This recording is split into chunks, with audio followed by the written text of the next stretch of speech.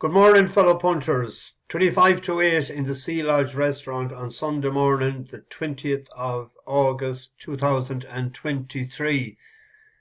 Definitely the best pair of curtains I've come across in ages, because I woke about 20 minutes ago and the room was black dark. It was like the middle of the night. Normally the sunlight would be creeping in somewhere, but no, this morning it was black dark. Got a better night's sleep last night, hardly any the night before in Cork, even though I went out for 1 pint of Guinness about 10:30 in Blarney. Couldn't sleep at all, I don't know what was wrong, on and off, 10 minutes, 15. But I had a great night's sleep last night, but we had a good feed up in Dooley's. The 6 Americans and myself, they treated me well.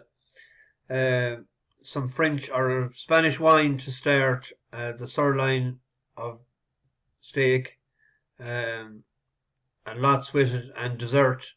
And would you believe we had warm custard with the dessert?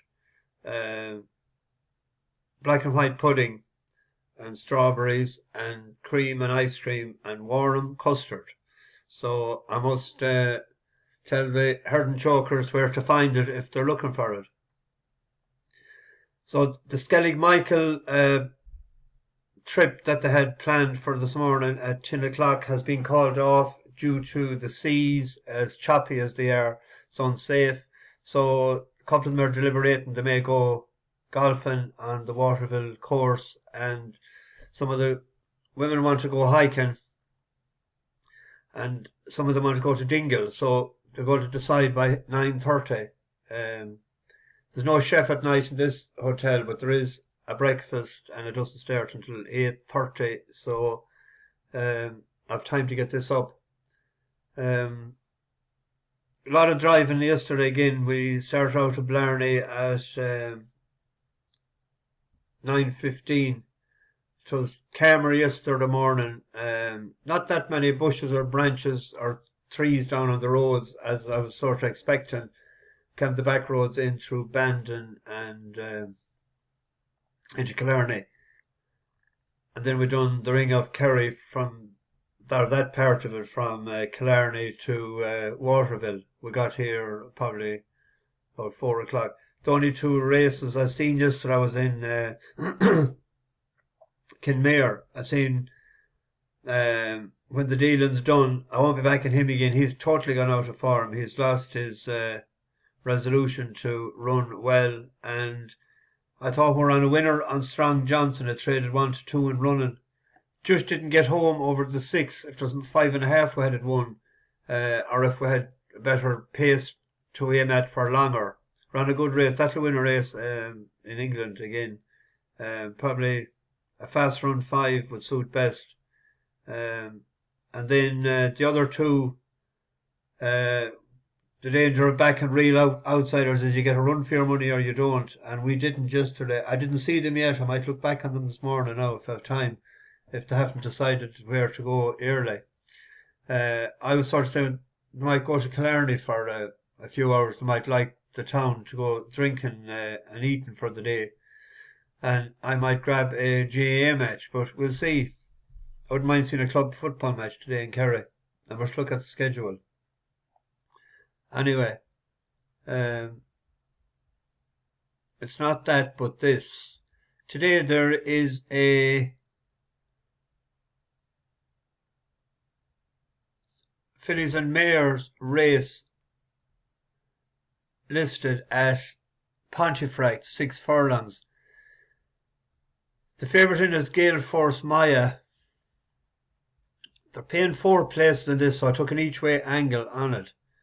And the form line I took was the second favourite there is Believing. It's drawn in 10. It's no harm to be drawn lower in this, as we found out last year. We were on, was it Chill? We were on in this race last year when Prince Shabnab won it. Yeah, Prince Shabnab. But if you look at Glenlaurel, it's a 14 to 1 shot.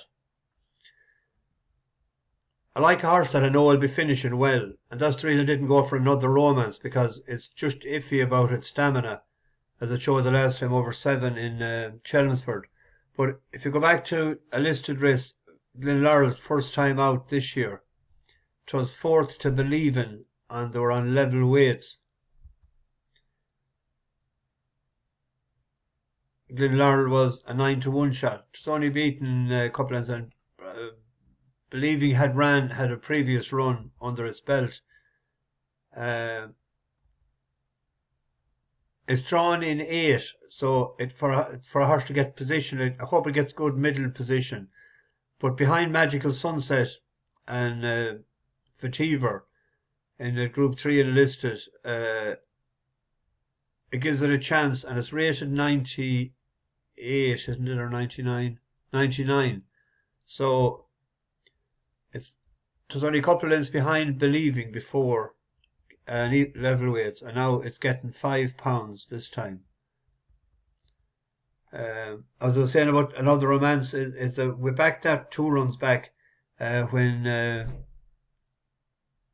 what was that, one of Penn's beat it. But they're paying 4 places on it. Thought maybe a 14-1 each way bet was the way to go on that. There's a staying race in at 4 o'clock. The 3-year-old there, Miss Cynthia, gets a healthy £12 allowance. It's rated 74,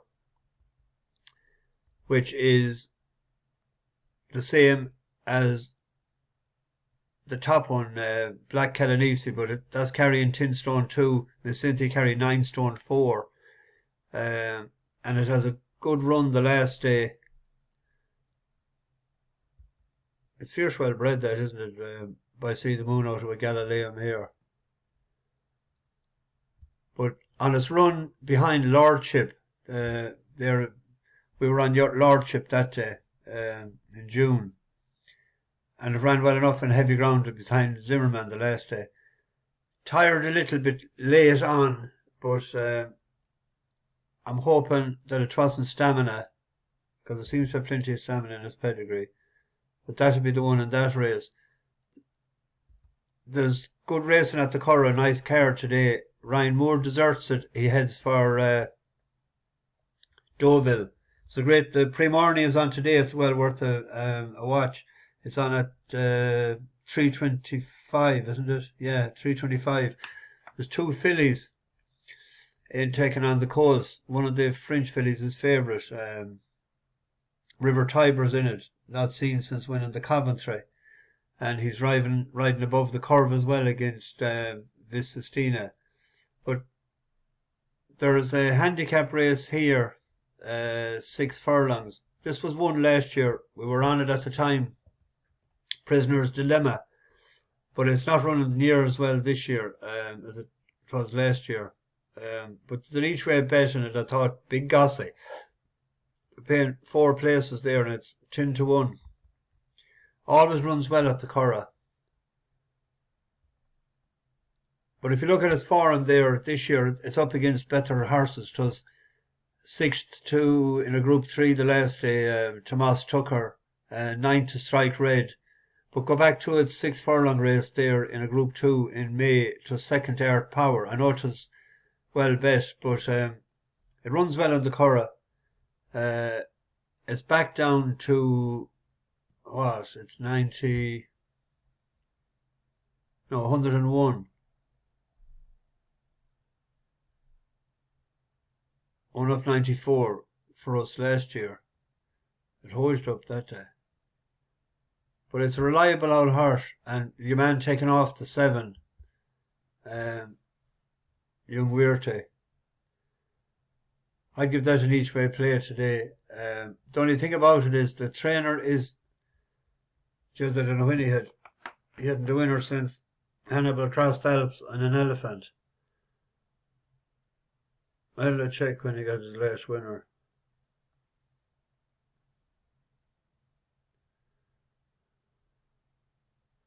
Charles O'Brien. He had the winner since the 1st of May. That's the worrying part. That was the thing about that yard as well. There's yards when they're out of form, but like the horse won't know that. But the worrying part about it. But it should run well enough at 10-1.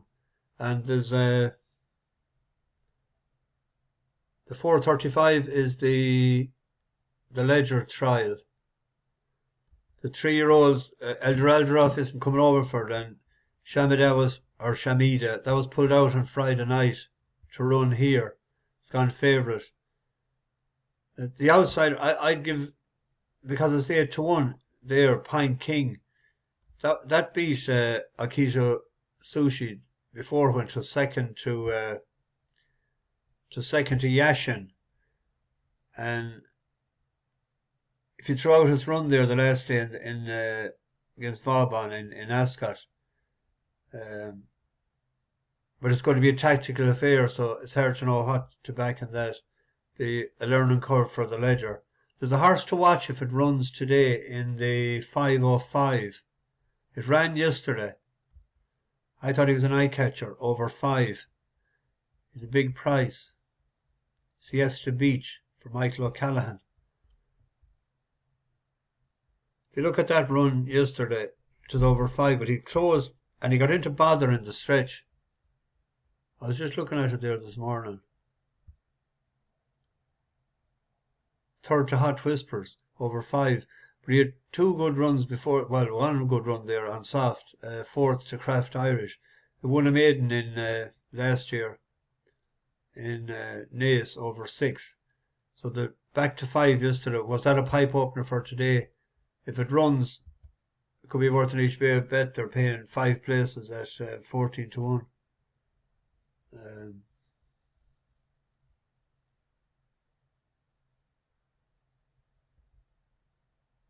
Anyway, I get this up, get it in Dublin. Bash the bookies over and out.